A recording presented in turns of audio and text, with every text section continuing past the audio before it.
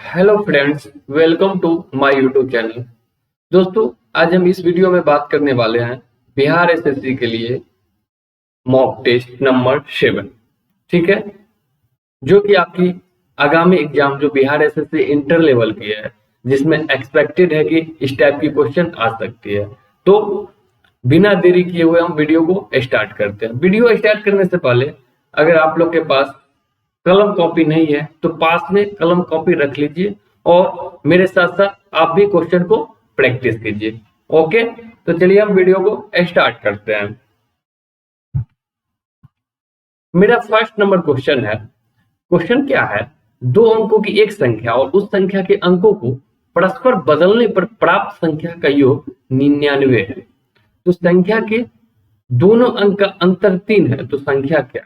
Question क्या था? 2 number है, ठीक है, 2 डिजिट का एक नंबर है, उसको आपस में बदल देते हैं ना, तो उसका क्या हो जाता है ना, सम होता है ना दोनों संख्या का 99 है, और दोनों संख्या का अंतर कितना है?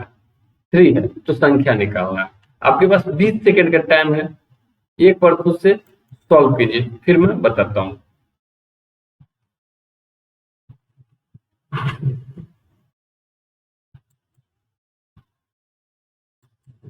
आपका ऑप्शन है 199, 230, 336 एंड 4 है नन ऑफ दिस, इनमें से कोई नहीं। चलिए हम स्टार्ट करते हैं। दो अंकों की एक संख्या, तो संख्या कैसे लिखते हैं?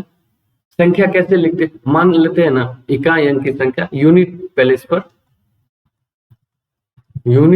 पर इकाई अंक की संख्या कितना है? यूनिट प्लेस पे x है।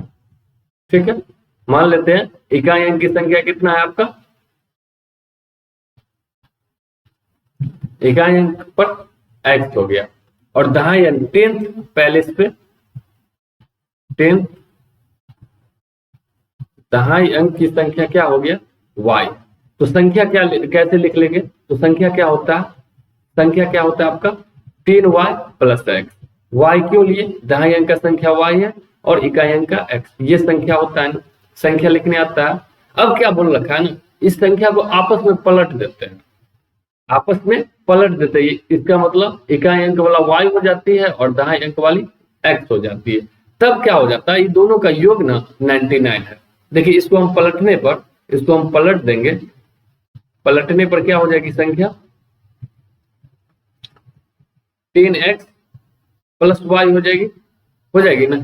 अब बोल रखा है ना, इसका और इसका योग कितना है? 99 है। अब अकॉर्डिंग टू क्वेश्चन के अनुसार हम 10y प्लस x, ये मेरी क्या है संख्या है, प्लस 10x प्लस y, ये दोनों का योग दे रखा है ना, सम दे रखा है कितना? 99। तो जोड़ लीजिए, यहाँ 10y में y जोड़िएगा 11y, 10x में x जोड़ेंगे क्या होगा? 11x। तो यानी 11 कॉमन ले लेंगे हम, तो x प्लस y हो जाएगी, x प्लस y हो जाएगी, बराबर क्या है? 99 है। तो यहाँ से x प्लस y का वैल्यू कितना आ गया आपके पास? x प्लस y का वैल्यू 9 आ गया। और क्या दे रखा? संख्याओं का अंतर 3 है, यानी संख्या का अंतर कितना है? 3 है। x माइनस वाई कितना दे रखा? 3 दे रखा। तो हमको x निकालना है, तो क्या कर देंगे? दोनों को जोड़कर आधा कर दीजिए, x निकल गया। 9 3 12, 12 का आधा 6, x बराबर क्या हो गया? 6। y घटा के आधा कर देना, 9 में से 3 गया 6, 6 का आधा 3, y बराबर क्या हो गया? 3। तो अब मेरा संख्या क्या हो जाएगी? संख्या क्या हो जाएगी? y की जगह 3 डाल देंगे और x की जगह 6। तो यहाँ देखिए, y की जगह अगर हम 3 डाल देंगे तो 10 गुने 3 प्लस x की जगह 6, यानी कि 30 प्लस 6 यानी कि 36। ये मेरा क्या हो गया? नंबर हो गया। समझ गए? ऑप्शन नंबर 3 क्या हो गया? Option number 3। क्या किए थे हम? इकाई अंक का संख्या ले लिए, दहाई अंक का ले लिए, तो संख्या कैसे लिख सकते हैं? 10y plus x। तो पलटने पर क्या हो गया? 10x plus y। इस दोनों का क्या बोल रखा था ना, योग कितना है? 99 है। दोनों का योग कितना है? 99। तो यहाँ से 11x प्लस y बराबर 99 आ गई, तो x प्लस y कितना आ गई? 9। और आपका दोनों का डिफरेंस दे रखा था, अंतर देखिए, अंतर कितना दे रखा था? 3। तो x माइनस वाई बराबर 3 है। तो आप क्या करेंगे? दोनों को जोड़ेंगे तो y कट गया, ये 2x और ये कितना हो जाएगा? 12, यानी जोड़ कर आधा कर देंगे तो x निकल जाएगा। तो x बराबर क्या हो गया? 12/2 यानी 6। y यानी घटा कर आधा कर देंगे, 9 में से 3 गया 6, 6 का आधा 3, तो y कितना आ गया 3। अब हमको संख्या निकालना है तो y की जगह क्या डाल दिया 3 और x की जगह 6 यानी कि 36। ये तो प्रॉपर बेसिक है, बेसिक से बनाइएगा तो ऐसे बनाना है, लेकिन एग्जाम में बेसिक से बिल्कुल नहीं बनाना है, इस तरीके से बिल्कुल नहीं बनाना है। देखिए मेरा क्या था क्वेश्चन ना, 2 अंकों की संख्या, उस संख्या के अंकों का योग, अंकों को परस्पर बदलने पर ना प्राप्त संख्या का योग 99 है और संख्या का अंतर 3 है। ये देखिए ये लाइन, संख्या का अंतर 3 है तो संख्या निकालना है। देख लीजिए ऑप्शन में कौन सा ऐसा संख्या है जिसका अंतर 3 आ रहा है। देखिए 99, इसका अंतर क्या है 0, तो ये ऑप्शन होगा, पहला कट गया, ऑप्शन नहीं होगा। दूसरा देखिए 3 और 0, इसका अंतर क्या है 3 है, ये सही है, ये सही हो सकता है, लेकिन क्या है ना संख्या को पलट देंगे ना तो उसका योग 99 होना चाहिए। देखिए 30 है, इसको पलट देंगे तो क्या हो सकता है 0 3, क्या हो गया 33, 99 है नहीं, तो ये क्या हो सकता है, नहीं हो सकता। फिर देखिए तीसरा ऑप्शन 36, अंकों का अंतर कितना है 3 है, 6 में से 3 गया 3 है ना, अंकों का अंतर कितना है 3 है। अब संख्या देखिए 36 है, इसको हम पलट देंगे तो क्या हो जाएगा 63 हो जाएगा ना। देखिए तो 6 3 9, 6 3 9, 99 आ जा रहा है, 99 आ जा रहा है, तो मेरा ऑप्शन नंबर क्या हो गया 3। तुरंत मात्र 5 सेकंड में आपका क्वेश्चन बन जाएगा बाय ऑप्शन। ठीक है, चलिए नेक्स्ट पे आते हैं हम लोग। नेक्स्ट 2 नंबर क्वेश्चन है आपका, इसमें क्या बोल रखा है, राजू की आय मंजू की आय से 20% अधिक है। यदि राजू की आय में 25% की वृद्धि हो और मंजू की आय में 40% की वृद्धि हुई, तब उनकी संयुक्त आय है, कॉम्बाइंड इनकम है, उसमें कितना परसेंट की वृद्धि हुई सो निकालना है। एक बार आप लोग कोशिश कीजिए, 20 सेकेंड का टाइम आप लोग के पास है। ठीक है, ऑप्शन 1 कितना है 41.35%, ऑप्शन 2 है आपका 31.81%, ऑप्शन 3 है 25.18%, ऑप्शन 4 है 36.1%। ठीक है, खुद से ट्राई करना है। अगर आपको 20 सेकंड से ज्यादा टाइम चाहिए तो वीडियो को रोक लेना है, एक बार अपने से बना लेना है। ठीक है, बन गया तो कोई बात नहीं, नहीं बना तो फिर वीडियो को ओपन करके देख लेना है हमको सोल्यूशन, है ना। चलिए तो क्वेश्चन पे आते हैं हम लोग। राजू की आय मंजू की आय से कितना अधिक है 20% अधिक है। राजू की आय मंजू की आय से कितना अधिक है 20%। 2 व्यक्ति है, एक है आपको राजू और मंजू, कौन है मंजू है। मंजू की आय से ना 20% अधिक है राजू की आय। राजू की आय कितना है 20% अधिक है मंजू की आय से।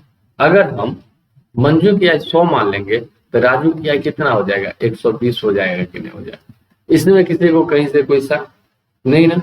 अगर मंजू की आय हम 100 मान लिए तो राजू की आय 120 हो जाएगा। क्यों, क्योंकि उससे 20% अधिक है। अब पढ़िए सेकेंड लाइन क्वेश्चन में बोल रखा है यदि राजू की आय में 25% की वृद्धि हो, तो राजू की आय है ना 120 है, इसमें क्या बोल रखा है ना 25% का इंक्रीजमेंट हो रहा है, वृद्धि हो रहा है। इसका 25% का वृद्धि कीजिए, 120 का 25% निकाल देंगे तो कितना आएगा 30। देखिए 120 का 25%, 25% यानी 1/4, 4 से 30 बार 30 का और वृद्धि कर दिए, अब कितना इनकम हो गया होगा 150 हो गया होगा 150।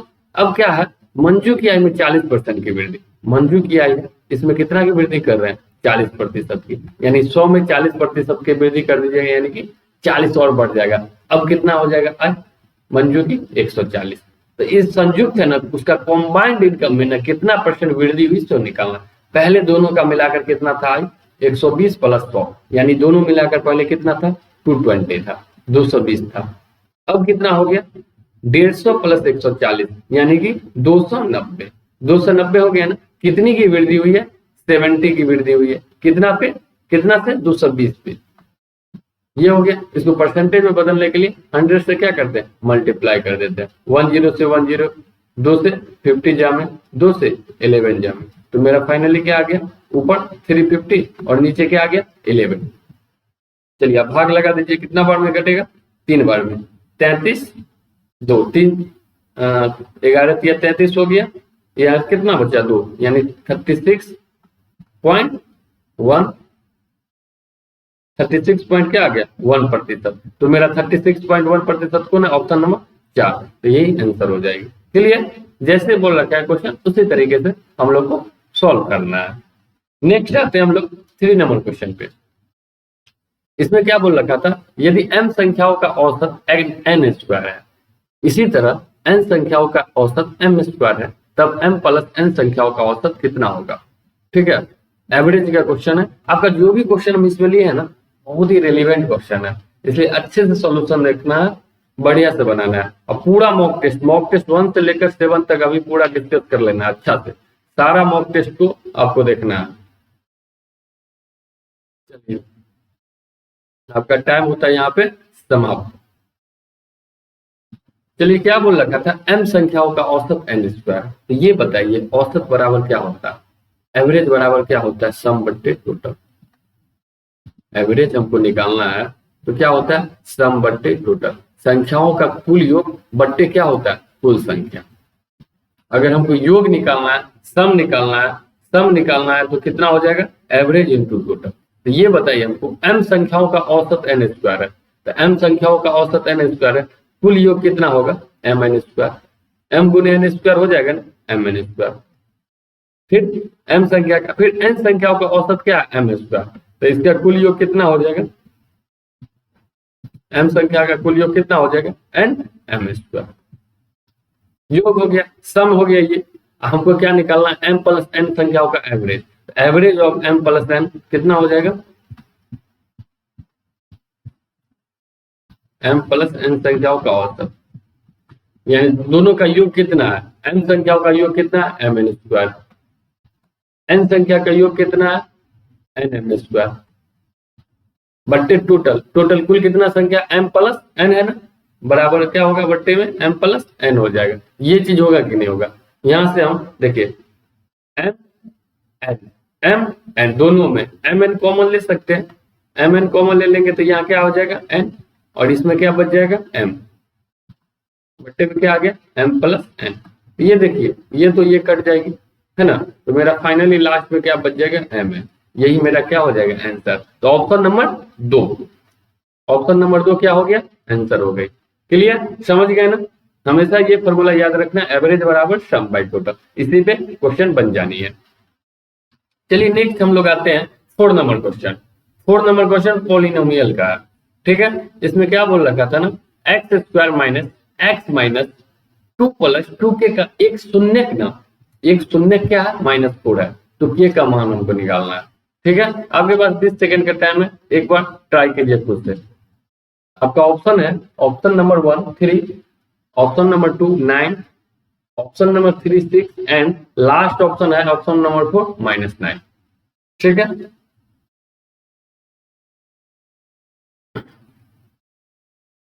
चलिए आपका टाइम होता है यहाँ पे समाप्त। आइए हम सॉल्यूशन देखते हैं।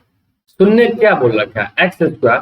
देखिए एक्स स्क्वायर है -x minus 2 plus 2k, 2 plus 2k क्या है, अगर बराबर 0 है तो इसका शून्य कितना है, -4। शून्य डेट मीन्स x बराबर क्या है, -4। तो हमको k का मान निकालना है। x बराबर का -4 दे रखा है, तो k का मान निकालना है। k का मान कैसे निकलेगा, x का मान हम इसमें डाल देंगे तो k का मान निकल जाएगा ना। तो यहाँ देखिए -4 है, -4 का हम स्क्वायर कर देंगे, माइनस, देखिए x की जगह क्या होगा, -4 माइनस, माइनस में बढ़ा के दोनों गुणा करेंगे, -2 माइनस प्लस माइनस -2 के बराबर 0। क्लियर, यहाँ पे देखिए -4 का स्क्वायर कितना होगा, 16। ये क्या होगा, माइनस माइनस प्लस 4। ये देखिए -2 और 2k को इधर ले जाएंगे तो बराबर क्या हो जाएगा, प्लस 2k, -2k है। तो देखिए 16 4 20, 20 में से 2 गया 18, यानी कि मेरा 2k बराबर क्या हो गया, 18। तो k का वैल्यू कितना हो जाएगा, 18/2 यानी कि 9 हो जाएगा ना। तो ऑप्शन नंबर कौन हो जाएगा, 2। चलिए हम नेक्स्ट क्वेश्चन पे आते हैं। नेक्स्ट 5 नंबर क्वेश्चन देखिएगा आप। इसमें क्या बोल रखा था ना, 40 विद्यार्थियों के औसत अंक 72 थे। पुनः जांच करने पर के बाद वह पाया गया कि 2 विद्यार्थियों के अंकों को 62 और 85 के स्थान पर 52 और 75 के रूप में गलत पढ़ लिया गया। तो विद्यार्थियों के अंकों का सही औसत कितना होगा। देखिए क्वेश्चन समझिए, 40 स्टूडेंट था जिसका एवरेज मार्क 72 है। ठीक है, एवरेज मार्क क्या है, 72, लेकिन उसको पुनः जांच किया गया ना, रीचेक किया गया ना, 2 विद्यार्थी में त्रुटि देखा गया। 2 विद्यार्थी जिसका था एक का था 62 तो उसके स्थान पर 52 ले लिए, एक का था 85 तो उसके स्थान पर क्या 85 75 पढ़ लिया गया था गलती से। तो इससे क्या हुआ, एवरेज में कितना चेंजेज होगा तो हमको फाइंड करनी है। तो आपके पास 20 सेकेंड का टाइम है, एक बार खुद से ट्राई कीजिए। आपका ऑप्शन नंबर 1 है 72, ऑप्शन नंबर 2 कितना 72.5, ऑप्शन नंबर 3 कितना 71.5, ऑप्शन नंबर 4 73। ठीक है, तो चलिए आपका टाइम यहाँ पे समाप्त होता है। देखिए क्या दे रखा था, 40 स्टूडेंट था, कितना स्टूडेंट 40 स्टूडेंट। इसका ना एवरेज दे रखा है कितना 72 क्या है इसका एवरेज है, औसत है। 40 विद्यार्थियों का औसत कितना दे रखा है 72। लेकिन देखिए 2 विद्यार्थी था जिसका अंक कितना था 65 और 85। इसका करेक्ट सही अंक कितना होता, सही अगर इसको कैलकुलेट करता तो 2 विद्यार्थियों का, एक का था 62 एक का था 85। लेकिन बाय मिस्टेक वो गलती से कितना पढ़ लिया है 62 को पढ़ लिया ना 52 पढ़ लिया, और 85 को क्या ना 75 पढ़ लिया। ठीक है, तो अगर 2 अंक का पहले कितना था 147, लेकिन गलती से ये 127 पढ़ लिया, यानी पहले 147 लेना था लेकिन ले लिया है 127, कम लिया है ना 20 अंक कम लिया, जिससे एवरेज कहीं ना कहीं थोड़ा कम आया है। अगर हम 20 और ले लेते सही लेते तो ये 40 विद्यार्थी में 20 बढ़ जाता ना, 20 अंक 40 विद्यार्थी में बढ़ जाती तो एवरेज क्या थोड़ा ज्यादा हो जाता। देखिए अभी एवरेज कितना है 72 एवरेज है, क्यों, क्योंकि हम 127 लिया। अगर 20 कम लिए 20 और हम लेते तो एवरेज कितना बढ़ जाता 20 बट्टे कितना प्रत्येक स्टूडेंट में बढ़ती ना, समान अनुपात समान बराबर भागों में बढ़ता, यानी टोटल कितना था स्टूडेंट 40। तो इतना एवरेज हो जाता ना न्यू एवरेज। तो 2/4 को क्या लिख सकते हैं 1/2 यानी कि 0.5, यानी 72 प्लस 0.5 यानी क्या हो गया 72 एकदम जस्ट देखना आंसर आ जाना है ना। तो ऑप्शन नंबर 2 इसी तरीके से एग्जाम में भी बढ़ाना है। देखिए ये है क्या सही औसत क्या होगा, सही अगर करता तो 2 विद्यार्थी का कुल योग 147 था 62 और 50 से, लेकिन गलती से कैलकुलेट कर लिया तो 127 था, यानी कि 20 का क्या ना 20 मार्क्स और ऐड होना चाहिए, 20 मार्क्स टोटल है और ऐड होना, लेकिन हमको एवरेज में ऐड कर रहे हैं। एवरेज टोटल स्टूडेंट कितना है 40, तो 40 का एवरेज 72 है तो 20 और ऐड करना है, तो 20 मार्क्स है तो 40 स्टूडेंट में बटेगा तो 20/40 कितना हो गया 0.5, तो 72 में 0.5 ऐड करेंगे कितना हो जाएगा 72.5। क्लियर है, कोई डाउट तो जरूर कमेंट सेक्शन में बताइएगा। चलिए नेक्स्ट क्वेश्चन पे आते हैं हम लोग। नेक्स्ट आपका 6 नंबर क्वेश्चन है, बोट एंड स्ट्रीम का क्वेश्चन है। देखिए तो क्या एक नाव धारा के अनुकूल निश्चित दूरी को 5 घंटा में तय करती है, लेकिन धारा के प्रतिकूल अपनी प्रारंभिक बिंदु पर वापस आने में 7 घंटे का समय लेती है। यदि धारा की गति 3 किलोमीटर प्रति घंटा है तो नाव की गति ज्ञात करें। ठीक है, आपके पास 20 सेकेंड का टाइम है। ऑप्शन नंबर 1 है 18 किलोमीटर प्रति घंटा, ऑप्शन नंबर 2 है 20 kilometre per hour, option number 3 कितना 26 किलोमीटर प्रति घंटा, और 4 कितना 24 किलोमीटर प्रति घंटा। चलिए यहाँ पर आपका समय सीमा होता है समाप्त। ये बनाने से पहले ना एक चीज हमको बोट एंड स्ट्रीम का मात्र एक कॉन्सेप्ट जानना है। जैसे कि मान लीजिए ये नदी है, ठीक है, ये वाटर है, ये नदी है, ये नदी में ना नाव है, मान लेते हैं ना ये बोट है, ये क्या नाव है, ये नदी है, ये नाव है। अगर हम मान लेते हैं पानी स्थिर है तो कोई बात नहीं, लेकिन अगर पानी चलती है तो उसमें धारा है, करंट होता है ना, उसका भी कुछ गति होता है, नाव का भी गति होता है कि नहीं। तो मान लेते स्थिर पानी, नाव की चाल ना x किलोमीटर प्रति घंटा, ये नाव है इसकी चाल क्या हो गया x किलोमीटर प्रति आवर, और ये धारा है ना, धारा की चाल हम मान लेते y किलोमीटर प्रति घंटा। ठीक है, स्थिर जल में हम नाव की चाल कितना मान लिए x किलोमीटर प्रति घंटा, बोट का चाल हम क्या मान लिए नाव का x किलोमीटर प्रति घंटा। और करंट का, धारा की चाल हम मान लिए हैं, कितना माने हैं, y किलोमीटर प्रति घंटा। ठीक है, तो आप स्विमिंग करिए होंगे कभी तो देखते होंगे, जिस अगर नाव की चाल है, जिस दिशा में धारा की चाल चल रही है उसी दिशा में आप तैर रहे होंगे, नाव की चाल भी उसी दिशा में, थोड़ा फास्ट जा रहे होंगे, फास्ट जा रहे होंगे ना, क्योंकि उसमें उसके क्या होता है, एक सेकेंड,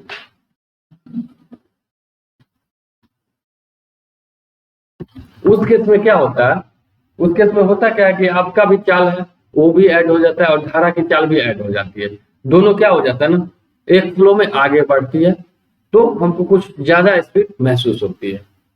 तो अगर हम बात करेंगे उसको क्या बोलते हैं, अनुकूल, धारा के अनुकूल, धारा की दिशा में, ठीक है, डाउन स्ट्रीम, इंग्लिश में बात करेंगे तो डाउन स्ट्रीम, ठीक है, नहीं तो धारा की दिशा में, धारा की दिशा में,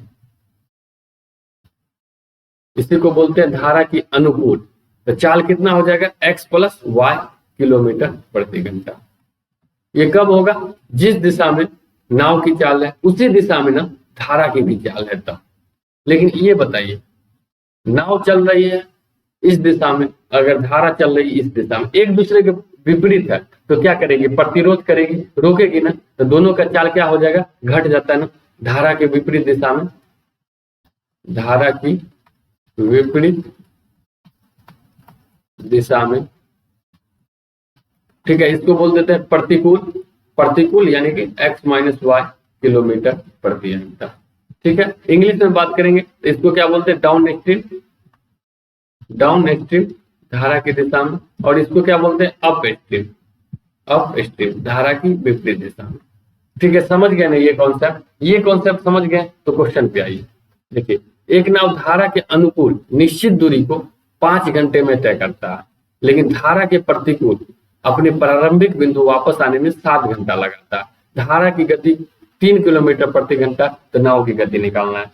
देखिए, डिस्टेंस क्या है, डिस्टेंस क्या यहाँ पे कांस्टेंट है, समान दूरी को हमको तय करना है, इसमें नाव की चाल हमको निकालना है। नाव की चाल मान लेते हैं, नाव की चाल ना x किलोमीटर प्रति घंटा, नाव की चाल क्या मान लिया हम लोग, x किलोमीटर प्रति आवर, और धारा की गति, धारा की गति कितना दे रखी है, 3 किलोमीटर प्रति घंटा दे रखी है, धारा की गति हमको 3 किलोमीटर पर आवर दे रखी है। तो ये बताइए धारा की दिशा में कितना चाल हो जाएगा इसका, नाव की चाल और धारा की चाल दोनों ऐड हो जाएगी ना, ऐड हो जाएगी ना, तो धारा की दिशा में x प्लस 3, ये चाल हो गया x प्लस 3 किलोमीटर प्रति घंटा। इस चाल से धारा की दिशा में उसको कितना घंटा लग रहा है, 5 घंटा। तो दूरी बराबर क्या होता है, चाल गुने समय गुने 5 हो जाएगा, हो जाएगा ना ये चीज। अब फिर क्वेश्चन पढ़िए, लेकिन धारा के प्रतिकूल ना 7 घंटा लगता है, प्रतिकूल में क्या होता है, घट जाएगा ना, x माइनस 3 हो जाएगा ना, तो इसमें कितना लग रहा है, 7 आवर्स लग रहा है। तो चाल गुने समय यानी कि दूरी, दोनों दूरी बराबर होगा, तो यहां से हम सॉल्व करेंगे तो 5x प्लस 15 बराबर क्या हो जाएगा, यहाँ 7x माइनस 21, 5x को उधर ले जाएंगे तो 7x माइनस 5x कितना हो जाएगा, 2x, और 21 को इधर ले आएंगे तो 15 प्लस 21 यानी कि 36। तो यहाँ से x बराबर क्या आ गया, 36/2 यानी कि 18 किलोमीटर प्रति आवर। ठीक है, तो ऑप्शन नंबर क्या हो जाता है, ये हमेशा ये याद करना है, धारा की दिशा में चलते हैं तो चाल हट जाता है, x प्लस वाई हो जाएगी, धारा की विपरीत दिशा में जाएंगे तो चाल घट जाएगी, x माइनस वाई हो जाएगी। क्लियर है ना। चलिए नेक्स्ट क्वेश्चन पे आते हैं हम लोग। नेक्स्ट 7 नंबर क्वेश्चन है, इसमें क्या बोल रखा है, अनिमय एक वस्तु को 12.5% हानि पर बेचता है, यदि वह उसे 51.80 रुपए अधिक मूल्य पर बेचा होता तो 6% का लाभ होता। तो वस्तु का क्या मूल्य ज्ञात करना है, प्रॉफिट एंड लॉस का क्वेश्चन है आपका, 10 सेकेंड का टाइम है, एक बार सॉल्व कीजिए क्वेश्चन फिर मैं बताता हूँ। ऑप्शन 1 कितना है, 100 है, ऑप्शन 2 400 है, ऑप्शन 3 कितना है, 380 रुपये है, और ऑप्शन 4 कितना है, 280 रुपये। क्लियर। चलिए, आपका समय सीमा होता है यहाँ पे समाप्त। आते हैं क्वेश्चन पे। एक वस्तु बेच रखा है तो 12.5% की हानि होती है। ठीक है, कितना हानि होती है, 12.5% की, 12.5%। 12.5% का मतलब क्या होगा? अगर हम इसको फ्रैक्शन में बदल देंगे, भिन्न में, 1/8, 1/8 हुआ ना, 12.5% की हानि होता है। तो अगर सीपी 8 रुपया रहा होगा, सीपी 8 रुपया रहा होगा, उस पर 1 रुपया का हानि हुआ, एसपी कितना रहा होगा? एसपी कितना रहा होगा? 7 रुपया रहा होगा कि नहीं? यदि वह 51 रुपया 80 में अधिक बेचता तो 6% का लाभ होता। अगर इतना रुपया अधिक में बेचते तो कितना प्रॉफिट होता? 6% का, 6% का प्रॉफिट होता। यानी कितना? 8×48, 8 का 6% निकालेंगे तो 48, 0.48 होता ना। तो यानी कि 8 रुपया सीपी था। अब नया सीपी कितना हो जाता? 8.48। नया सीपी कितना आ जाता? New SP 8.48। देखिए, हम एक वस्तु को बेच रहे हैं तो 12.5% की हानि होती है। 12.5% यानी कि 1/8। अगर हम क्रय मूल्य 8 रुपया था, 1 रुपया का हानि हुआ तो विक्रय मूल्य कितना हो गया? 7 रुपया। अब क्या बोल रखा है ना, अगर 51 रुपया 80 अधिक मूल्य पर बेचते ना तो 6% का लाभ होता। यानी 6% का लाभ होगा तो 8 का 6% निकाल देंगे तो कितना हो गया? 0.48। 0.48 का लाभ हुआ तो अब कितना में बेच रहा होगा? 8.48 में, 8.48 में। तो एक्चुअल में ये दोनों में डिफरेंस कितना है? डिफरेंस कितना है? 1.48 का ना, यही डिफरेंस है। लेकिन एक्चुअल में डिफरेंस कितना है? क्वेश्चन में 51 रुपया 80 पैसा। ये किसके बराबर है? 51 रुपया 80 पैसा का, है ना। देखिए, पॉइंट के बाद 2 अंक, पॉइंट के बाद 2 अंक, कट जाएगा ना यहाँ से। देखिए, यहाँ से काटिए तो 4 से कट जाएगा, 4 किया 12, 4 7 28 37। ये देखिए 4 से कट जाएगा 48, 3 4 9 36, 2 4 5 20, 12 95। देखिए 37 कट जाएगा, 12 95, 37 किया 111, 18 और 5, 37 5 150 यानी कि 35। ये एक यूनिट का वैल्यू कितना आ गया? 35। तो हम मेरा क्या निकालना था? क्रय मूल्य। क्रय मूल्य कितना माने? 8। तो 8 यूनिट का वैल्यू कितना हो जाएगा? 8 गुने 35 कर देंगे। 30 × 240, 8 पंचे 40, 240 और 40 280। क्लियर? समझ गए ना? Option number 4। ऐसे क्वेश्चन को हम लोग सॉल्व करते हैं। देखिए क्वेश्चन नंबर क्या है? 8 है। इसमें क्या बोल रखा है? यदि 1200 रुपए के अंकित मूल्य की वस्तु पर 30% और 40% की 2 क्रमिक छूट के बाद बेचा जाए तो दी गई वस्तु का विक्रय मूल्य कितना होगा? ठीक है, सक्सेसिव डिस्काउंट वाला क्वेश्चन है। तो 10 सेकंड का टाइम है, डिस्काउंट का क्वेश्चन बनाइए आप लोग। ऑप्शन 1 है 514 रुपया, 2 है 604 रुपया, 3 है ऑप्शन 504 रुपया एंड चौथा ऑप्शन कितना है? 614 रुपया। ठीक है, चलिए आते हैं सॉल्यूशन पर। 1200 रुपया क्या है अंकित मूल्य को? तो हमेशा एक चीज याद रखिएगा, डिस्काउंट में छूट में हमको एक फॉर्मूला याद रखना है। अगर 2 छूट दे रखा हो, एक छूट x% का है और दूसरा छूट क्या है? y% का। 2 छूट है तो इसको हम सिंगल डिस्काउंट निकालने के ना। सिंगल डिस्काउंट अगर हमको निकालना हो, एकल छूट, जिसको हिंदी में क्या बोलते हैं? एकल छूट। एक डिस्काउंट निकालना हो, एक छूट निकालना हो तो फॉर्मूला हो जाता है x + y - xy/100%। ये क्या हो जाता है? फॉर्मूला होता है, ये डिस्काउंट मिलती है। ठीक है, अगर 2 छूट दिया होगा, एक x%, एक y%, तो सिंगल डिस्काउंट का क्या फॉर्मूला होता है? x + y - xy/100। तो यहाँ देखिए 2 छूट क्या है? 30% और 40%। 30% और 40%, ये 2 छूट है ना। 2 छूट दे रखा है, एक छूट निकालना होगा, सिंगल डिस्काउंट निकालना होगा, एकल छूट।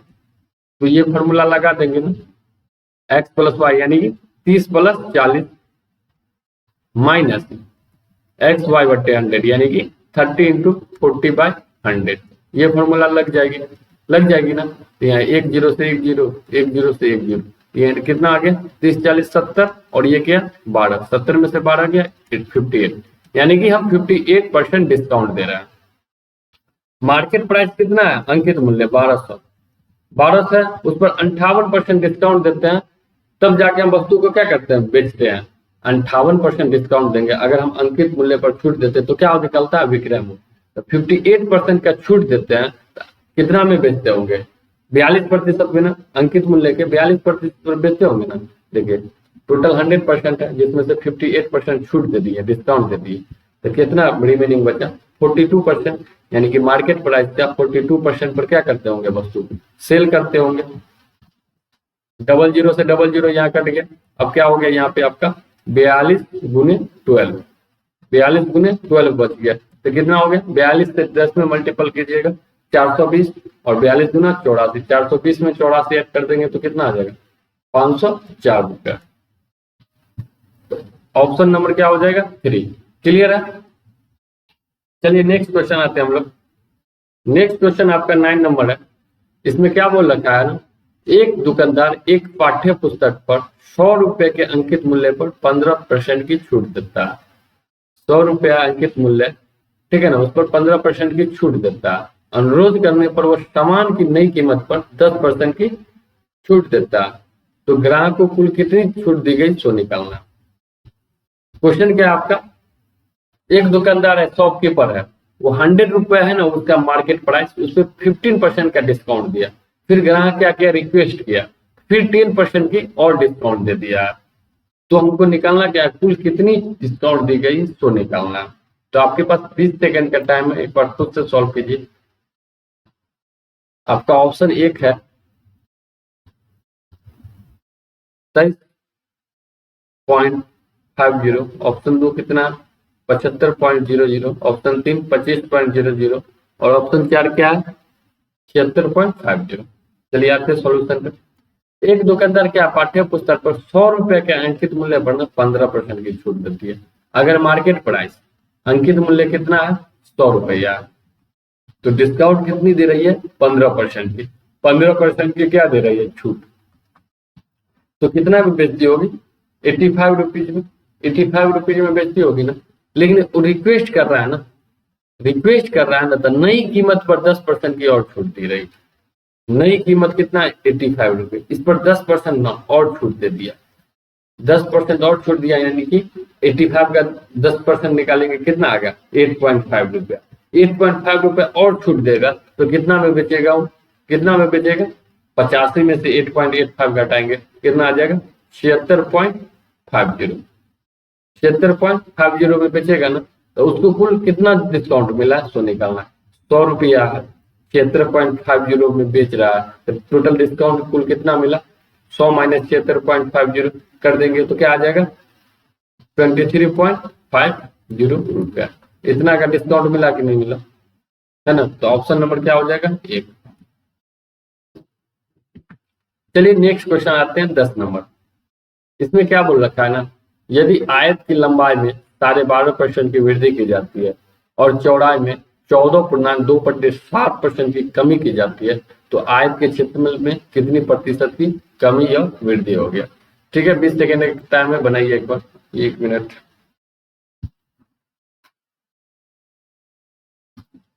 क्या था आपका, एक रेक्टेंगल है, उसका लेंथ में ना 12.5% की इंक्रीजमेंट हो जाती है और उसका ब्रेथ में 14/2/7% की क्या होती है डिक्रीजमेंट हो जाती है। तो हमको उसका एरिया है ना, रेक्टेंगल का एरिया में कितना परसेंट की वृद्धि हुई सो निकालना है, वृद्धि या कम। चलिए आते हैं क्वेश्चन पे। तो सबसे पहले ये बताइए 12.5% बराबर क्या होगा, 1/8 फ्रैक्शन होगा ना, 14.2/7% बराबर, इसको फ्रैक्शन में बदलेंगे 1497 100/7, 0 कट, यानी कि 1/7 का वैल्यू होता है। कैसे आया 1/7, देखिए इसको पूर्णांक तोड़िएगा तो 100/7% आएगा, परसेंट हटा देंगे तो 00 आ जाएगा नीचे, 100 से भाग देंगे तब ना परसेंट हटाते हैं, ये 00 से 00 कट गया, यानी कि 1/7। ये लेंथ है, लेंथ में आपका 1/8, पहले लेंथ था ना, लंबाई आयत का कितना था 8, तो 1 की वृद्धि हो गई, तो अब लंबाई कितना हो गई होगी 9 हो गई होगी ना। अब फिर कितना था 14.2/7% की कमी हो जा रहा है चौड़ाई में, यानी चौड़ाई में क्या हो रहा है कमी, अगर पहले चौड़ाई 7 थी तो अब 1 की कमी हो गई, तो अब चौड़ाई कितना हो गया होगा 6। तो क्षेत्रफल बताइए एरिया, एरिया क्या होता है रेक्टेंगल का, लंबाई गुने चौड़ाई होता है, एल गुने बी होता है, देखिए तो पहले कितना क्षेत्रफल था 56, 8 56, तो अब कितना हो गया 54, 54 हो गया। तो क्या वृद्धि हुई है कि कमी? कमी हुई है। कितनी की? 2 की कमी हुई। कितना पे? 56 पे, 2/56। परसेंटेज में बदलने के लिए क्या करेंगे? 100 से डिवाइड करेंगे, 2 से 28 बार, 4 से 25, 4 से 7, यानी कि 25/7% की क्या हो गई है? कमी हो गई। ठीक है, तो ऑप्शन नंबर क्या हो जाएगा? 1। क्लियर है? चलिए नेक्स्ट क्वेश्चन पे आते हैं हम लोग। नेक्स्ट 11 नंबर क्वेश्चन देखिएगा। इसमें क्या बोल रखा है ना, एक थैले में 50 पैसे, 25 पैसे और 10 पैसे के सिक्के 3:4:5 के अनुपात में भरे हुए हैं। इन सिक्कों का कुल क्रयमूल्य 12 रुपया। तो 25 पैसे के सिक्कों की संख्या ज्ञात करना। रेशियो का क्वेश्चन है, एक बार ट्राई कीजिए खुद से। इस टाइप का क्वेश्चन हम एक और मॉक में डिस्कस कर चुके हैं, तो आप लोग को शुरुआत से जितना भी अभी मॉक हुआ है सारा कर लेना है ना। ऑप्शन 1 है 8, 2 है आपका 16, 3 कितना है 24 है, और 4 ऑप्शन क्या है 25। चलिए आते हैं सॉल्यूशन पे। 50 पैसे, 25 पैसे और 10 पैसे, कितना? 50 पैसा है, 25 पैसा और क्या है 10 पैसा। इस तीनों का रेशियो क्या दे रखा है हमको? 3:4:5। और कुल कितना रुपया दे रखा है? 12 रुपया। सब रुपया में तो ये बताइए हमको, 50 पैसे के 3 सिक्का है तो रुपया में कितना होगा? 1.5 रुपया होगा ना। 50 पैसे का 3 सिक्का तो रुपया में कितना होगा? 1.5 रुपीज होगा। देखिए अगर 25 पैसे का 4 सिक्का तो रुपया में कितना हो जाएगा? 1 रुपया। और 10 पैसे का 5 सिक्का है तो रुपया में कितना होगा? 0.5। 8 आना होगा ना, 50 पैसा हो जाएगा, 0.5 रुपया हो जाएगा ना। तो ये टोटल इतना रुपया हुआ है ना, टोटल इतना रुपया हुआ, लेकिन एक्चुअल में टोटल कितना रुपया बैंक में? 12 रुपया। तो इसी का वैल्यू 12 है ना। ये कितना हो गया? 1.5, आधा 2 और 1 3। 3 यूनिट का वैल्यू 12 है, तो 1 यूनिट का कितना हो जाएगा? 4। तो मेरा क्या पूछ रखा था? 25 पैसे की सिक्कों की संख्या। तो 25 पैसे की सिक्कों की संख्या कितना है? 4। 4 यूनिट है ना, तो 1 का वैल्यू 4 है, तो ये 4 का वैल्यू कितना हो जाएगा? 4 गुने 4 यानी कि 16। 16 सिक्का ऐसा होगा जो 25 पैसा का होगा। तो ऑप्शन नंबर क्या हो जाएगी? 2। चलिए नेक्स्ट क्वेश्चन पे आते हैं हम लोग। नेक्स्ट क्वेश्चन क्या है? यदि ए बी के समय का 4/5 दिन लेता है और एक साथ कार्य करने हेतु उन्हें पूरे कार्य को पूरा करने के लिए 20/3 दिनों की आवश्यकता होती है, तो बी की दक्षता कितनी है? यानी कि बी का एफिशिएंसी निकालना है। टाइम एंड वर्क का क्वेश्चन है। 20 सेकेंड का टाइम आप लोग के पास बनाइएगा। क्वेश्चन समझ लीजिए क्या था। बी के समय का 4/5 दिन लेता है। बी जितना लेता है ना उसका 4/5 गुना ए लेता है, और दोनों मिलकर 20/3 दिन में करता है, तो बी का एफिशिएंसी निकालना है। चलिए हम लोग आते हैं सॉल्यूशन पे। तो हमेशा एक चीज जानते होंगे, टाइम को ना रिवर्स करते हैं तो क्या निकलता है? एफिशिएंसी, यानी कि कार्य क्षमता, दक्षता। समय इनवर्सली प्रोपोर्शन क्या होता है? किसका होता है? कार्य क्षमता का, एफिशिएंसी का। ये चीज समझ रहे हैं ना? ये चीज समझ गए? तो यहाँ देखिए, ये बी के समय का 4/5 दिन ले रहा है। ये बी के समय का 4/5 दिन। अगर बी 5 समय ले रहा है तो ये कितना ले रहा है? 4। ये क्या है? समय। ये क्या है? ये दोनों का समय। दोनों का अगर हम कार्य क्षमता ले लेंगे, कार्य क्षमता निकालेंगे, दक्षता निकालेंगे, तो दक्षता क्या होता है? जिसका रिवर्स हो जाता है। अगर इसका समय 4 से 5 हो रहा है तो कार्य क्षमता क्या होगा? 5 से 4। ये हो जाएगा ना। तो हमको क्या बी की दक्षता निकालना, जो कि परसेंटेज में निकालना है। ठीक है, और दोनों मिलकर कार्य कितना दिन में कर रहा है? 20/3 दिन में। मान लेते हैं दोनों का कार्य का इफिशिएंसी कितना हो? 100% हो। 100% हो तो 20/3 दिन में कर रहा है, तो 20/3, 3 ऊपर चला जाएगा 5, यानी 15% इफिशिएंसी हो जाएगा दोनों का। दक्षता का बात करेंगे 15%। तो बताइए बी की दक्षता कितनी है? बी की दक्षता कितनी है? 4। टोटल 9 में 4 है ना, तो बी की दक्षता परसेंटेज में कितनी है? 4/9। ये है ना बी की दक्षता। बी की दक्षता कितनी है 4/9, लेकिन एक्चुअल में कुल कितनी दक्षता है 15%। 4/9 गुने 15% कर जाएगा 3 से 5 बार में, 3 से 3 बार में, यानी 20/3%। बड़ा पूर्णांक में कर देंगे तो 6.2/3%। समझ गया ना। इफिशियंसी हमको निकालना था, तो इफिशियंसी जस्ट है समय का जस्ट रिवर्स करते हैं तो क्या निकलती है कार्य क्षमता। तो हमको दक्षता परसेंटेज मान लेते, टोटल एवरेज 100% है, तो 20/3 दिन में कर रहा है तो 15% क्या हो गया दक्षता हो गया। बी का दक्षता पूछ लिया, तो बी का कितना है दक्षता 4 है, टोटल कितना में 9 में 4/9, यानी कि टोटल एक्चुअल में कितना है दक्षता में 15%। तो यहाँ से कर देंगे तो क्या आएगा 6.2/3%। चलिए हम लोग नेक्स्ट क्वेश्चन पे आते हैं। नेक्स्ट में क्या 12 और 30 का तृतीय अनुपात निकालना है। रेशियो क्या थर्ड प्रोपोर्शनल फाइंड करना है। क्या फॉर्मूला होता है इसका, जस्ट फॉर्मूला लगाइए। ऑप्शन 1 क्या है 40, 2 कितना है 45, 3 कितना है 50 और 4 कितना है 75। ठीक है, सिंपल क्वेश्चन था, ये बन गया होगा। चलिए नहीं बना है तो ये कॉन्सेप्ट समझ लीजिएगा। अगर दो संख्या क्या है ए और बी है, अगर इसका प्रथम अनुपाती पूछ दिया, क्या पूछ दिया प्रथम अनुपाती फर्स्ट प्रोपोर्शनल, प्रथम अनुपाती फर्स्ट प्रोपोर्शनल पूछ दिया तो a² बट्टे बी होता है। क्या हो जाता है a²/b। मध्य अनुपाती पूछ दिया, मीन प्रोपोर्शनल पूछ दिया, क्या पूछ दिया मध्य अनुपाती मीन प्रोपोर्शनल, तो क्या होता है √√ab। क्या हो जाएगा √√ab। और एक तृतीय अनुपाती पूछ दिया थर्ड प्रोपोर्शनल, तृतीय अनुपाती पूछ देगा आपको, थर्ड प्रोपोर्शनल पूछ देगा, तो क्या हो जाएगा b²/a। ये फॉर्मूला, इतना बात हमको ध्यान देना है। तो यहाँ देखिए क्वेश्चन में क्या था 12 और 30 का ना तृतीय अनुपाती निकालना है। क्या निकालना है तृतीय अनुपाती। तो तृतीय अनुपाती का क्या फॉर्मूला हम आपको बताएं, अगर ए बी रहे तो b²/a, तो यहाँ 12 30 है, 30² बट्टे क्या 12 हो जाएगा ना, ये होगा ना तृतीय अनुपाती। तो 30² यानी कि 900, 900/12, 12 से 84, 6 12 पंच 60 यानी कि 75। तृतीय अनुपाती क्या निकलेगा 75, ऑप्शन नंबर 4। क्लियर है। चलिए नेक्स्ट आते हैं हम लोग।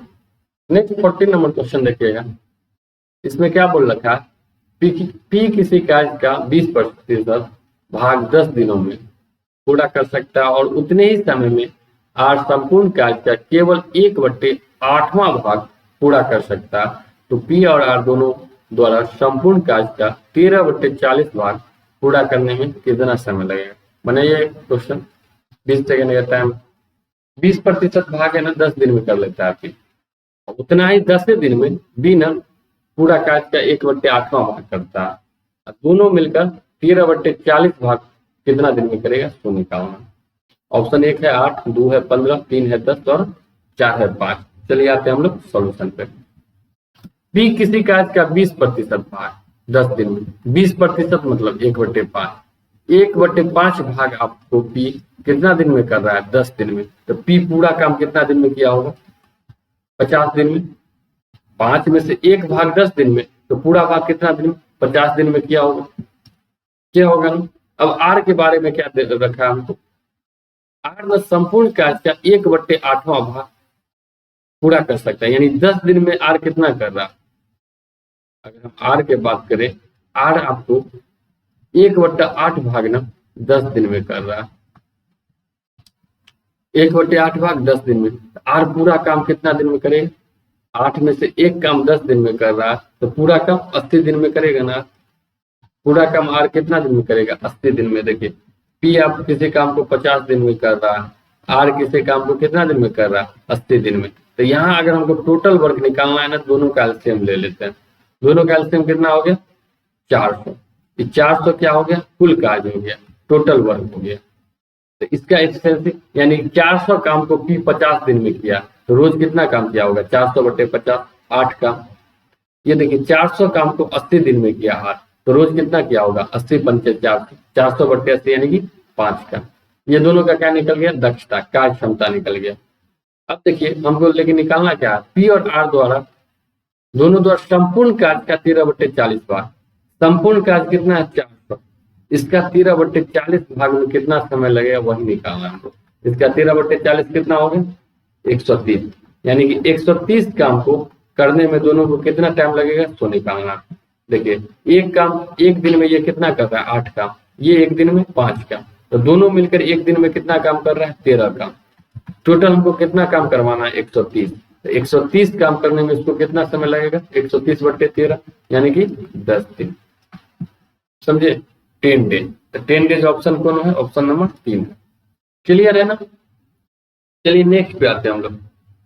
नेक्स्ट 15 नंबर क्वेश्चन देखिएगा। इसमें क्या बोल रखा है ना, दो संख्याओं का अनुपात P अनुपात Q है।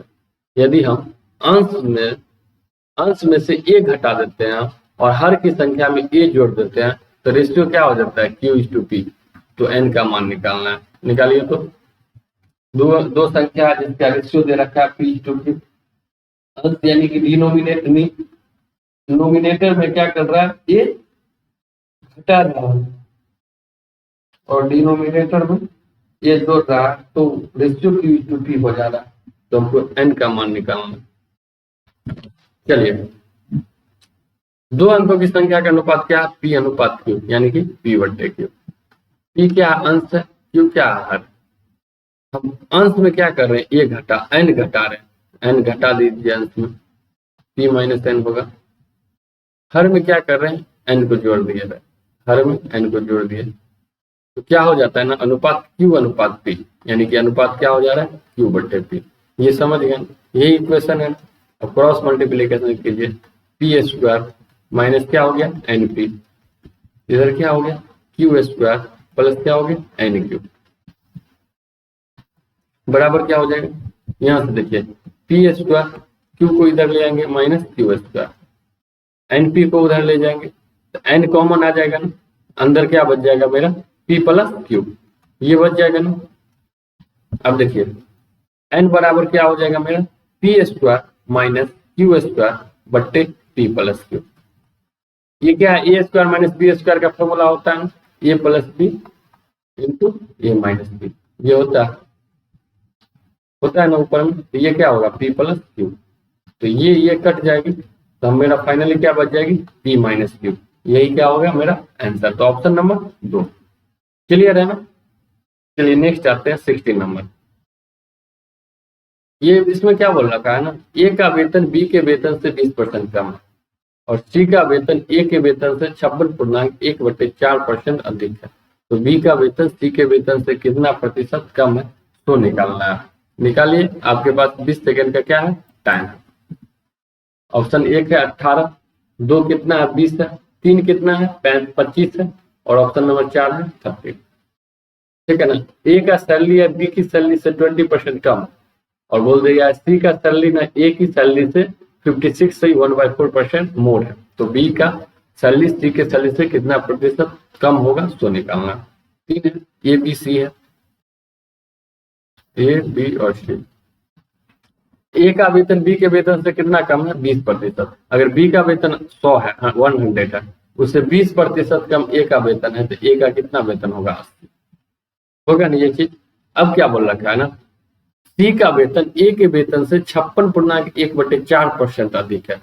56.1/4% के सबसे पहले फ्रैक्शन में बदल लीजिए, क्या आ जाएगा 50 चौका 200, 225/4 और परसेंटेज हटाएंगे तो नीचे क्या आएगा 00।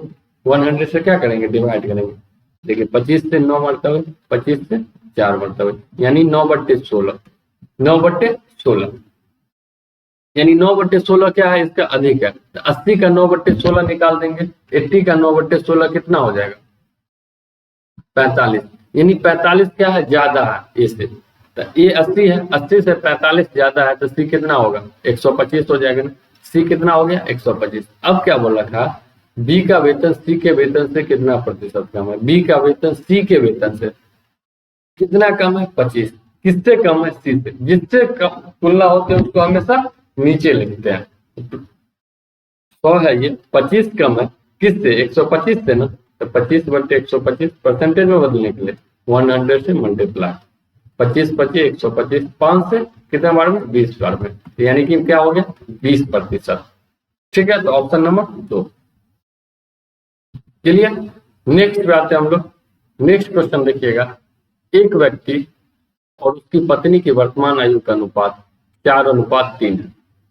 4 वर्ष बाद में यह अनुपात 97 हो, 4 वर्ष बाद यह अनुपात है 9:7 हो जाएगा।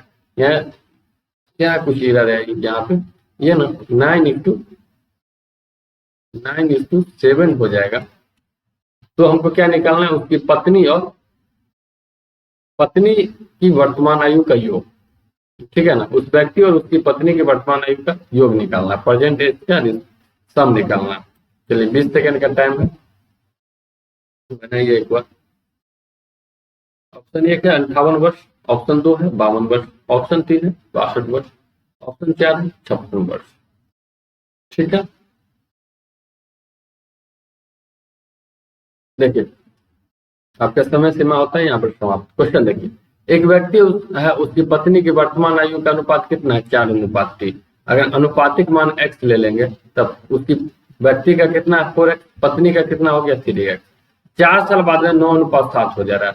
तो अभी वर्तमान में इतना है, 4 साल बाद इसका उम्र कितना होगा 4x + 4, इसका भी कितना होगा 3x + 4, बराबर क्या हो गया जाता है 9/7। 9/7 हो जाता है। तो यहाँ से हम निकाल देंगे, क्रॉस मल्टीप्लाई करेंगे, 7 चौका 28, 9 तिया 27, 28 में 27 गया तो क्या हो जाएगा x, बराबर देखिए 7 चौका 28, 9 चौका 36, 36 में से 28 गया तो कितना हो गया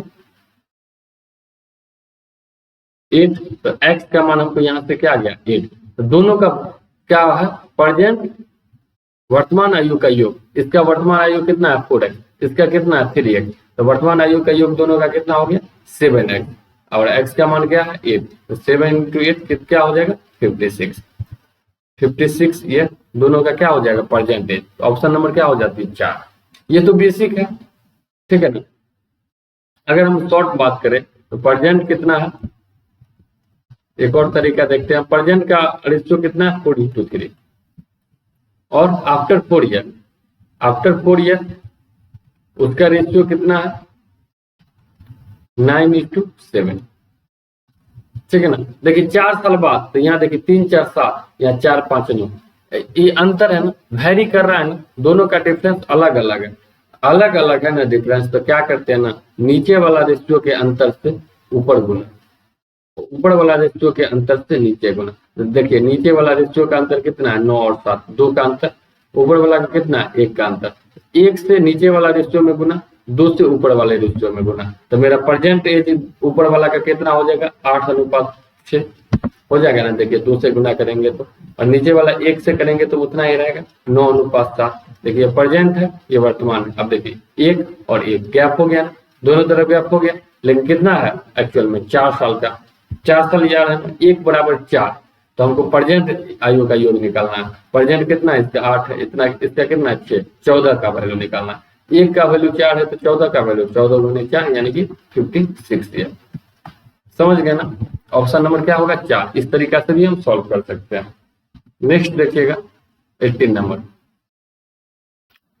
ये क्वेश्चन है आपका, ए और बी अलग अलग एक कार्य को 20 दिन और 30 दिनों में पूरा कर सकता है।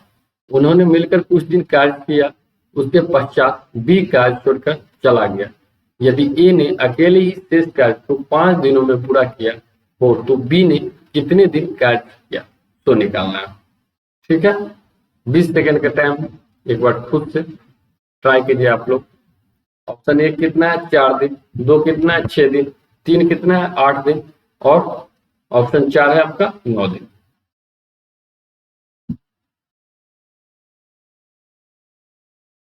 ठीक है, चलिए यहाँ पे होता है आपका समय सीमा समाप्त। ए और बी अलग अलग कार्य कितना दिन में कर रहा है 20 दिन और 30 दिन।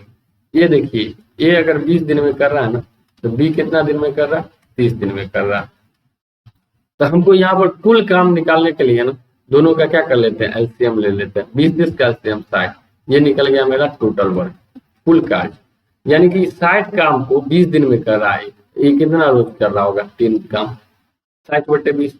ये 60 काम को 30 दिन में कर रहा है तो रोज कितना काम कर रहा होगा 2 काम, 60/30 कार्य क्षमता निकल गया। अब देखिए उन्होंने मिलकर कुछ दिन काम किया, नहीं पता है कितना दिन काम किया, ठीक है। उसके पश्चात क्या होता है, बी छोड़ देता है, बी छोड़ देता है, ये ए ने अकेले ही शेष कार्य को 5 दिन में पूरा किया।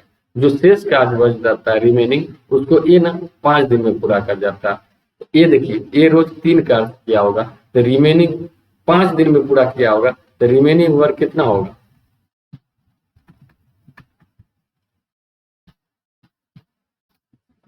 ये रोज 3 काम कर रहा है, शेष कार्य को 5 दिन में किया, तो रोज 3 काम किया, 5 दिन में कितना किया होगा, 15 काम, 15 काम कर लिया, है ना। रिमेनिंग पर कितना हो गया, 15 का, यानी टोटल 60 में से 15 काम ये कर लिया, तो 45 काम क्या है, दोनों ए और बी मिलकर किया होगा। बी चल गया तो शेष काम को 5 दिन में किया, यानी कि 15 काम किया, तो दोनों मिलकर कितना काम किया होगा, ए प्लस बी मिलकर 45 काम। दोनों रोज देखिए, ए रोज 3 काम, बी रोज 2 काम, दोनों रोज कितना काम कर रहा है, 5 काम, तो 45 काम करने में दोनों को कितना समय लगेगा, 45 और 5 यानी 9 दिन। तो बी ने कितने दिन तक कार्य किया, 9 दिन तक कार्य करेगा ना बी, उसके बाद बी क्या हुआ, छोड़ दिया। Option number 4। चलिए नेक्स्ट आते हैं हम लोग। नेक्स्ट 19 नंबर देखिएगा, यदि संख्या 32xy 66 99 से डिविजिबल है तो x प्लस वाई का न्यूनतम मान क्या होगा। ऑप्शन 1 है, 10 है, 2 है, 0 है। एक बार ट्राई कीजिए, 20 सेकेंड का टाइम है आप लोग के पास।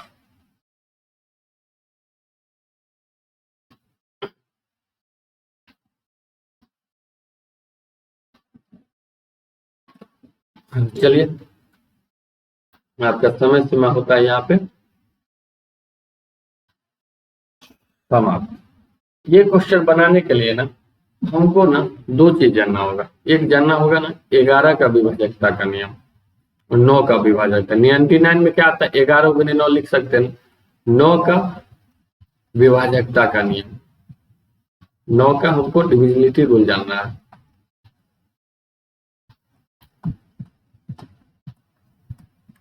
अंकों का योग ना 9 से कट गया ना तो पूरा संख्या में क्या होगा, 9 से कटेगा। अंकों का योग अगर 9 से कट गया तो पूरा संख्या भी क्या होगा, 9 से कट जाएगा। ये 9 का नियम है, ठीक है। जैसे मान लीजिए 3 4 2, ये 9 से कटेगा कि नहीं, इसको कैसे चेक करेंगे, 3 + 4 7 + 2 9, यानी 9 अंकों का योग कितना है, 9, 9 से पूरा कट गया, यानी 342 भी क्या करेगा, 9 से पूरा कट जाएगा। समझ गए ना ये चीज। और 11 का विभाजकता का नियम क्या है,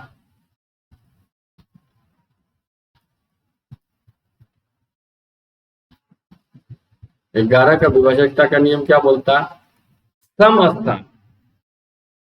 स्थान के अंकों का योग, सम स्थान के अंकों का योग माइनस विषम स्थान के अंकों का योग। सम स्थान के अंकों का योग लेना माइनस विषम स्थान के अंकों का योग लेना। अगर 0 और 11 का मल्टीपल होगा, अगर 0 और 11 का मल्टीपल होगा तो 11 का से पूरा कट जाएगा। जैसे मान लेते हैं हम 1331 है, सम स्थान और विषम स्थान का अंतर कितना आना चाहिए, 0 और 11। देखिए सम स्थान का योग करेंगे 1 + 3, विषम स्थान 3 1 4 हो गया ना, और 3 1 4, तो 4 में से 4 घटा देंगे तो 0 आ गया, मतलब ये क्या होगा, 11 से कट जाएगी। क्लियर है ना। तो यहां से देखिए हमको 32xy 6, ये क्या है, 99 से डिवाइड, तो x + y का मिनिमम वैल्यू कितना होगा तो निकालना है।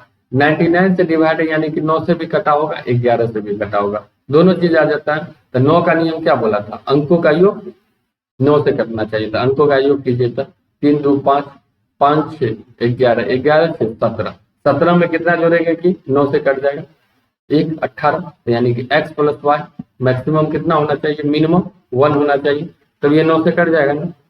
अब देखिए अंकों का 11 का नियम चेक करते हैं। 11 में क्या है, सम स्थान और विषम स्थान का अंतर, सम स्थान के अंकों का योग और विषम स्थान के अंकों का योग 0 या 11 का मल्टीपल आना चाहिए। यहाँ से देखिए 3 + x + 6 यानी कि 9 + x हो गया। सम स्थान में देखेंगे 2 + y + 6 यानी कि 8 + y हो गया, ठीक है ना। इसका डिफरेंस क्या आना चाहिए, 0 या 11 का मल्टीपल आना चाहिए, तो संख्या क्या होगा, 11 से कट जाएगा। तो यहाँ से देखिए x प्लस वाई कितना है 1। अगर यहाँ पर हम x का मान 0 डाल दिए, y का मान 1 डाल दिए, y का मान कितना डाल दिए 1 डाल दिए, तो देखिए 9, ये 9 माइनस 9 या 0 आ जाएगा, 11 से कट जाएगा। तो x प्लस वाई का मैक्सिमम मान कितना हो जाएगा, मिनिमम मान 1 होगा कि नहीं होगा। x बराबर 0, y बराबर 1 डाल देंगे तो मिनिमम मान पूछा जाता तो 1 हो जाएगा, ऑप्शन नंबर 1। चलिए नेक्स्ट और लास्ट क्वेश्चन है आज के क्लास का। इसमें क्या है, दो विभिन्न बर्तनों के मिश्रणों में पानी और अल्कोहल का अनुपात कितना है, 2:3 और 4:5। इन दोनों मिश्रण को किस अनुपात में मिलाया जाए कि नए मिश्रण में न अल्कोहल 58.1/3% हो। मिक्सचर एंड एलिगेशन का क्वेश्चन है, 20 सेकेंड का टाइम है, बनाइए एक बार, ठीक है ना। ऑप्शन 1 है 3:4, ऑप्शन 2 कितना है 4:3, ऑप्शन 3 कितना है 3:5, ऑप्शन 4 5:3, ठीक है। दो टाइप्स का, चलिए यहाँ पर होता है आपका समय सीमा समाप्त। दो टाइप्स का बर्तन है। पहले वाले बर्तन में वाटर और अल्कोहल, इसका रेशियो कितना 2:3। दूसरे वाले बर्तन में वाटर और अल्कोहल का रेशियो कितना 4:5। और इसको मिश्रण को किस अनुपात में मिला है कि नए वाले में इसके में अल्कोहल कितना हो जाएगा 58.1/3%। इसको 58.1/3% को परसेंटेज से फ्रैक्शन में लिखेंगे तो कितना हो जाएगा 50 या 150, 175/3 और 00। परसेंटेज हटाएंगे तो 00 से भाग देंगे, 25 7 25 चौका 100, यानी कि 7/21। 7 क्या हो जाएगा 21, ठीक है ना। 7/4 या 12, 7/12। अगर अल्कोहल 7 है तो वाटर देखिए टोटल 12 में 7 कितना है अल्कोहल है, अल्कोहल कितना हो जा रहा है 58.1/3%। टोटल आपका 12 में 7 अल्कोहल है तो पानी कितना होगा 5 लीटर होगा ना। इस मिश्रण को इसमें मिलाएंगे, इसमें देखिए ओवरऑल वाटर और अल्कोहल का रेशियो कितना होगा। अल्कोहल अगर टोटल 12 है जिसमें 7 अल्कोहल है तो पानी कितना होगा 5:7, ठीक है। तो एलिगेशन में क्या करते हैं, बीच में रखते हैं ओवरऑल दोनों टाइम और इसमें से इसको घटाते हैं, इसमें से इसको घटा के लिखते हैं ना ऐसा। तो देखिए किसी एक पर लगा दीजिए, वाटर पर लगा लेते हैं या अल्कोहल पे लगा लेते हैं। तो यहाँ देखिए वाटर पर लगा लेते हैं, वाटर कितना है 2, अल्कोहल कितना है 3, तो वाटर की मात्रा पूछ देंगे तो कितना हो जाएगा 2। टोटल 5 लीटर में पानी कितना 2, तो 2/5 हो जाएगा ना, हो जाएगा ये चीज। और इस सेकंड वाले में वाटर कितना है 4, अल्कोहल कितना है 5, यानी टोटल 9 में वाटर कितना है 4, 4/9। इसमें देखिए वाटर कितना है 5, अल्कोहल कितना है 7, टोटल 12 लीटर में वाटर कितना है 5, तो 5/12। अब क्या करेंगे घटा देंगे, लेकिन यहाँ क्या है ना, यहाँ थोड़ा घटाना मुश्किल है क्योंकि नीचे क्या आ रहा है बट्टा आ रहा है। तो इसको क्या करते हैं ना, तो नीचे वाला हर को ना खत्म करने के लिए ना 9 12 5 नीचे वाला का एलसीएम ले लीजिए। नीचे वाला का क्या ले लेंगे एलसीएम, तो 9 12 5 का एलसीएम ले लेंगे, कितना होगा एलसीएम 9 12 और 5 का 9 12 का 36 और 5 180 हो जाएगा एलसीएम। सबको ना 180 से मल्टीप्लाई कर दीजिए सब में, इसमें भी। अब देखिए अब फाइनली क्या हो जाएगा मेरा 5 से 36 बार में कटेगा, ये 36 दूना 72, ये 9 से 20 बार में 20 चौका 80, 12 से 15 बार में 15 25 75। अब देखिए लगाना बिल्कुल आसान हो गया, एलिगेशन है ना, बड़ा में से छोटा घटा दीजिए, 80 में से 75 गया 5 और 75 में से 72 गया 3, यानी कि 5:3 में वाटर और अल्कोहल को मिलाना होगा, ठीक है ना। 5:3, ऑप्शन नंबर क्या हो जाएगा 4। क्लियर, समझ गया ना। तो हमारी इस वीडियो में 20 क्वेश्चन डिफरेंट टाइप्स का क्वेश्चन तो सॉल्यूशन किए जो कि आपका बिहार एसएससी के लिए रेलिवेंट है बिल्कुल, ठीक है। वीडियो अगर अच्छा लगा तो जरूर लाइक कर देना है। और हम अगले टॉपिक में ना मॉक टेस्ट देखिए हम 7 डिस्कस कर चुके हैं, बहुत सारा मॉक टेस्ट हो चुका है, तो अब अगले वीडियो में आपको चैप्टर वाइज हम बिहार एसएससी, सीएचएसएल हो, सीजीएल हो, जो भी एग्जाम की आप तैयारी कर रहे हैं, चैप्टर वाइज हम कॉन्सेप्ट क्लास करने वाले हैं, ठीक है ना। तो अब से जो वीडियो आएगा चैप्टर वाइज होगा। जैसे सिंपल इंटरेस्ट है तो सिंपल इंटरेस्ट का एकदम 0 लेवल से लेकर हाई लेवल का जितना भी क्वेश्चन बनता है, वो क्वेश्चन को पहले हम कॉन्सेप्ट देखेंगे, उसके बाद उसको डिस्कस करेंगे, ठीक है। तो आज के लिए इतना ही, फिर मिलते हैं नेक्स्ट वीडियो में, तब तक के लिए बाय बाय, गुड नाइट।